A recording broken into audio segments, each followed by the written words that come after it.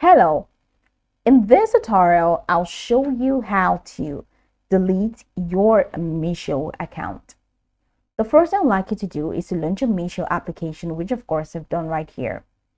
The next thing is, how can you download the Meesho app? Launch either Google Play Store or Apple Store, depending on the device that you use. Locate the search bar in the application. Once you locate the search bar, go ahead and type Meesho and follow through the on-screen instructions to install the app. After installing, it's going to take you right into the sign-up page for Meesho. We're going to be asked to either log in using an existing account or to create an entirely new account. Now, whichever one you choose, once you sign in successfully, it's going to take you right into this fantastic homepage where you can now explore a lot of features to have an exciting time on Meesho. So now that we're here, let's quickly hop into today's text, and that is how to delete your Meesho account. So let's say you're done exploring Meesho and you want to get rid of it because it's no more giving you what you want. This is what you can do to delete your account. From this homepage, head over to the bottom of your screen where you have a couple of icons representing diverse features. You will find Home, Categories, My Others, Help, and Account. Go ahead and click on Account. Now, once you click on Account, it's going to take you right into this window.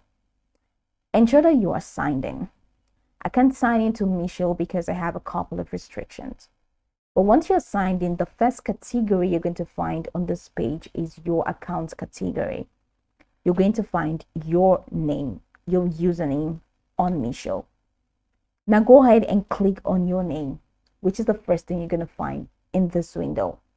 Once you click on your name, it's going to take you to a window where you're going to see a couple of tabs on the top of that window. And one of the tabs you're going to find is Settings. Click Settings. Once you click on Settings, you're going to see a couple of features or a couple of options under the settings, and one of them you're going to find is Delete My Account. So go ahead and click on Delete My Account.